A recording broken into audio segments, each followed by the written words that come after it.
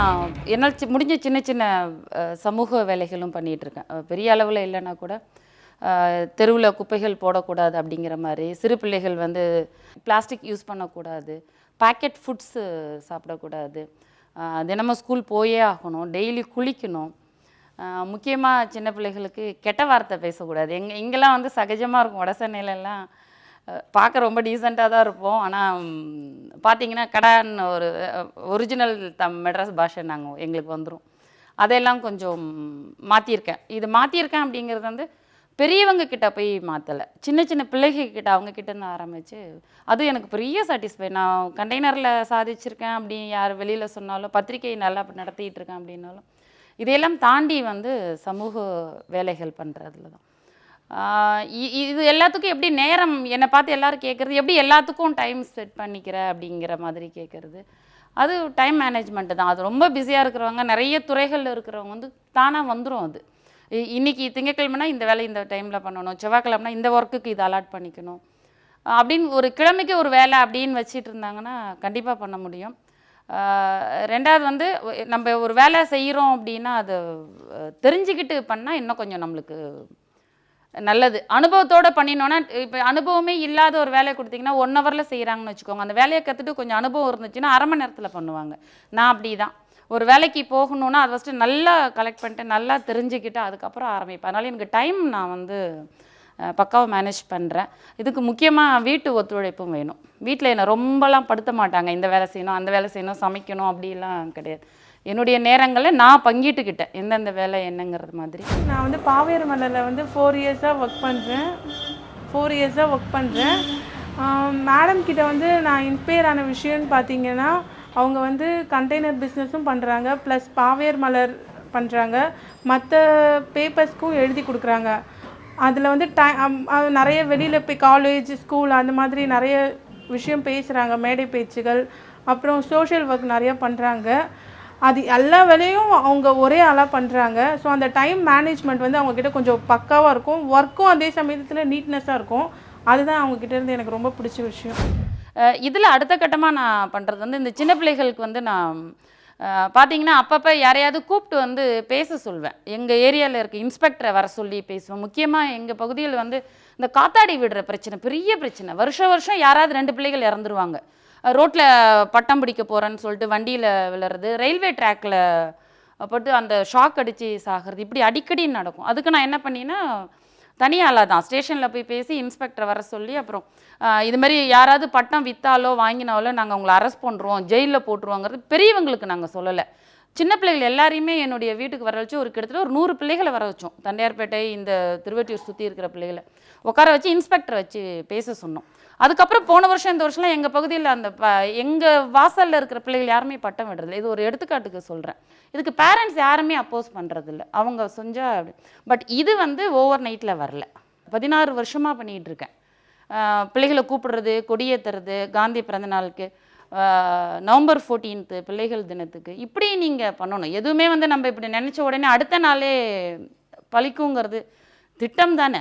திட்டம் அப்புறம் செயல்பாடு, அப்புறம் தானே நம்மளுக்கு முடிவு கிடைக்கும். இது திட்டம் வந்து 16 வருஷத்துக்கு முந்தி போட்ட திட்டம், 16 வருஷமாக செயல்படுத்திக்கிட்டு வரேன். இதை மாதிரி சின்ன சின்ன வேலைகள் பண்ணதுனால தான் என்னை சுற்றி ஒரு கூட்டம் இருந்ததுனால தான் இந்த மழை வெள்ள பாதிப்பப்போ ஒரு மிகப்பெரிய வேலை பண்ணினோம். யாருமே உள்ளே போக முடியாத கார்கில் நகர், இங்கே எர்ணாவூர் அது பக்கத்தில் இருக்கிற பகுதிகளுக்கெல்லாம் நாங்கள் போட் வச்சுக்கிட்டு உள்ளே போயிட்டு ஃபுட் ஐட்டம்ஸ்லேருந்து நாப்கின்ஸ், ட்ரெஸ் வரைக்கும் நிறைய வேலை பண்ணினோம். இதுக்கெல்லாம் காரணம் வந்து இந்த சின்ன சின்ன வேலைகளாக பண்ணி மக்களை சுற்றி வச்சுருந்ததுனால தான் ஒரே நாள் அவ்வளோ பண்ண முடிஞ்சுது. அது வந்து சமீபத்தில் மனத்துக்கு திருப்தியாக பண்ணின ஒரு வேலைன்னா வெள்ள நிவாரண. கண்டெய்னர் வேலையை பொறுத்து எடுத்துக்கிட்டிங்கன்னா, எனக்கு வந்து எங்கள் பகுதியில் ஒரு இலவசமாக டியூஷன் சென்டர் கண்டெய்னரில் வேணும், மூவபிள். அது கொஞ்சம் பெரிய ப்ராஜெக்ட்னால ஃபண்ட்ஸ்னால நான் கொஞ்சம் வெயிட் பண்ணிகிட்ருக்கேன். எப்படின்னா வண்டியிலே இருக்கும் கண்டெய்னர், உள்ளே ஃபுல் செட்டப்போடு இருக்கும், டீச்சர்ஸோடைய அரேஞ்ச்மெண்ட்ஸோட. ஒரு ஏரியாவில் போய்ட்டு இன்றைக்கி திங்கட்கிழமைனா ஒரு ஏரியாவில் டியூஷன், செவ்வாய்க்கிழமைனா இன்னொரு ஏரியாவில், அப்படிங்கிற மாதிரி கொண்டு வரணுங்கிறது ரொம்ப நாள் கனவு. அதை நோக்கி தான் இப்போ நான் போயிட்டுருக்கேன். ஒரு இலவச டியூஷன் சென்டர் வித் லைப்ரரி. ஒரு பர்டிகுலர் ஏரியாவில் பர்டிகுலர் டைமில் பர்டிகுலர் டேட்டில் அந்த வண்டி அங்கே நிற்கும். யாருக்கு வேணுமோ புக்ஸ் வாங்கி படிச்சுக்கலாம், திரும்ப அடுத்த ஏரியாவுக்கு போகும், மூவபிள். அப்படிங்கிற மாதிரி தான் கண்டெய்னரில் என்னுடைய எய்ம். ரொம்ப நாளாக அதை யோசனை பண்ணிகிட்ருக்கேன். இது ஒன்று கண்டிப்பாக செய்யணும், செய்வேன் அப்படிங்கிற நம்பிக்கை இருக்கு. பெண்கள் முதல்ல ஒரு துறைக்கு வரணும், அதில் வெற்றி பெறணும்னா என்னை பொறுத்த வரைக்கும் என்ன கேட்டால் நம்ம பெண்கள்ங்கிறத மறந்துடணும். எந்த இடத்துலையும் வந்து நான் பெண் அதனால் எனக்கு இந்த உரிமை கொடுங்க, நான் பெண் அதனால் இந்த சலுகை கொடுங்க அப்படிங்கிற கேட்கலாம் அப்படிங்கிற மனநிலையை முதல்ல ஒழிச்சிடணும். நான் என்னுடைய கண்டெய்னரில் ஹார்பர் உள்ளெல்லாம் போய் வேலை பண்ணும்போதெல்லாம் நான் பெண்ணுங்கிறத முன்னிலைப்படுத்திக்கவே மாட்டேன். அதை முதல்ல ஒழிச்சிருங்க. நான் பொம்பளை அதனால் நான் வந்து எனக்காக இவ்வளோ சதவிகித இடம் கொடுங்க அப்படின்னு கேட்குறது கூட என்னை பொறுத்த வரைக்கும் சரியில்லை. அப்படி கேட்டிங்கன்னா நீங்கள் ஆணும் பெண்ணும் சமம்னு பேச முடியாது. ஆண்களும் பெண்களும் சமம், நாங்கள் 50-50 அப்படின்னு சொல்கிறவங்க எதுக்கு போய் தனியாக ஒரு இவ்வளோ பர்சன்டேஜ்னு கேட்கணும்? அது முதல்ல விட்டுறணும். நீங்கள் ஒரு துறைக்கு போகணும் அப்படின்னா முதல்ல அந்த துறை சார்ந்த வேலைகளில் அனுபவத்தை ஏற்படுத்திக்கிட்டு அந்த துறைக்கு போகணும். இப்போ நான் கண்டெய்னர் பார்த்தீங்கன்னா 14 வருஷம் நான் கண்டெய்னர் வேலை பண்ணிவிட்டு அதுக்கப்புறம் தான் நான் வெளியில் வந்து ஆரம்பித்தும் மறுநாளே எனக்கு ஒன்றும் பெருசாக அப்படியே ஒளி வட்டம்லாம் ஏற்படலை. 6 மாதம் நானும் கஷ்டப்பட்டேன். அந்த வேலை எப்படி செய்கிறதே தனியாக இருந்து பண்ணுறமே அப்படிங்கிற மாதிரியான. பெண்களுக்கு வந்து இப்போ இருக்கிற பெண்களுக்கெல்லாம் அறிவுரை சொல்லி அந்த அறிவுரையை அவங்க பின்பற்றி அதுக்கெல்லாம் வாய்ப்பே இல்லை. அவங்கவுங்களுக்கா தெரியும்.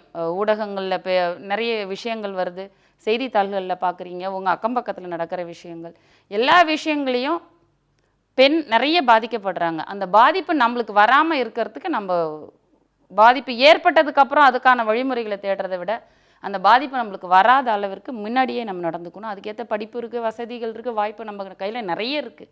இது எல்லாத்தையும் பயன்படுத்தினா இப்போ பயன்படுத்திட்டு இதெல்லாம் நின்றுட்டு 50-50 கேட்கலாம். வாழ்க்கையில் முன்னேறணும், ஏதாவது சாதிக்கணும் அப்படின்னு நினைக்கிற பெண்களுக்கு நான் சொல்கிறது, ஒரு துறையை தேர்ந்தெடுத்து அந்த துறையில் முழு ஈடுபாடு கவனம் அந்த ஒரு துறையை நோக்கி மட்டும் உங்களுடைய கவனமும் உழைப்பும் கொடுத்தீங்கன்னா கண்டிப்பாக நீங்கள் ஒவ்வொருத்தவங்களும் வெற்றியாளர்களாக சாதனை பெண்களாக கண்டிப்பாக வலம் வர முடியும். அதற்கு என்னுடைய வாழ்த்துக்கள். நன்றி.